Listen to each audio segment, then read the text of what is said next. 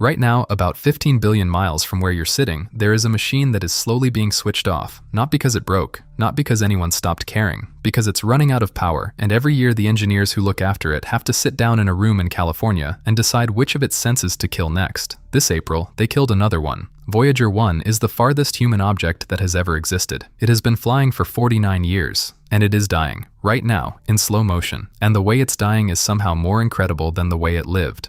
Let me take you back. 1977. Someone at NASA notices something about the outer planets. Jupiter, Saturn, Uranus, Neptune. They're about to line up in a way that happens roughly once every 176 years. Launch at exactly the right moment, and you can use each planet's gravity to slingshot to the next one. A tour of the entire outer solar system for almost no fuel. Miss that window, and the next chance is in the 22nd century, so they build two spacecraft, Voyager 1 and Voyager 2. The computers on board have less memory than the text message you sent this morning. The camera technology is worse than a 1990s webcam. The whole thing runs on about the same power as a couple of light bulbs, and they throw them at the sky.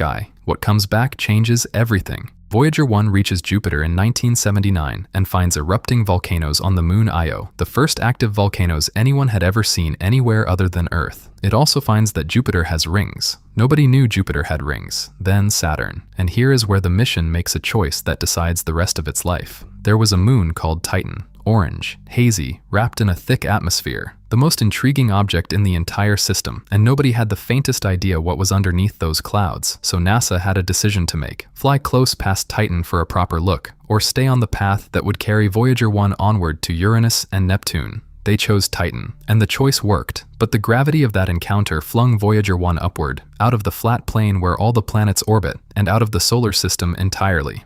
It would never see another planet again. Ever. It just kept going.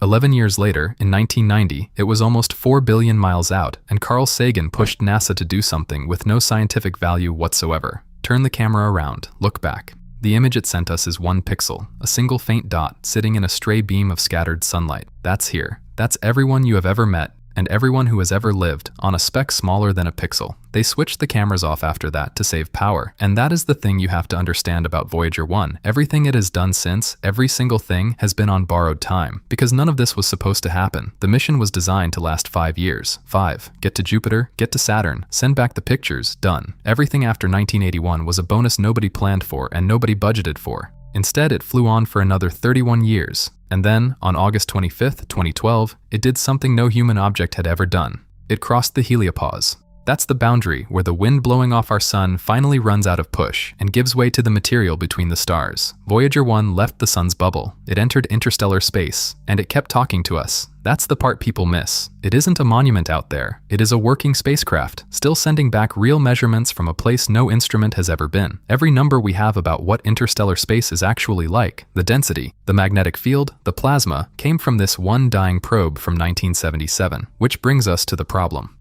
Voyager 1 doesn't run on solar panels. Out there, sunlight is useless. It runs on 3 radioisotope thermoelectric generators, blocks of plutonium-238 that give off heat as they decay and turn that heat into electricity. The trouble with radioactive decay is that it's a clock you cannot argue with. Every year, Voyager 1 loses about 4 watts. Every year, it cannot be refueled, it cannot be repaired, and there is no version of the future where that reverses. It is now transmitting on roughly 22 watts, less than the bulb in your hallway, from 15 billion miles away. So the mission became something nobody trained for, a decades-long triage. Each spacecraft carried 10 science instruments. One by one they have been shut down, not because they failed, but because keeping them warm costs power it can no longer spare. 7 of the 10 are already dark, and in the last few years, it started to get frightening. November 14th, 2023. Voyager 1 is still receiving commands, so you can tell it's alive. But everything it sends back is nonsense, a repeating pattern that means nothing. For 5 months, the most distant object humanity has ever built is babbling into the dark, and nobody knows why. Think about that debugging problem. Your patient is 15 billion miles away. Every question takes almost a day to arrive, and the answer takes almost a day to come back. The people who designed the system are retired. Some have died. The documentation is on paper, in boxes. In March 2024, they send up a command they nicknamed a poke.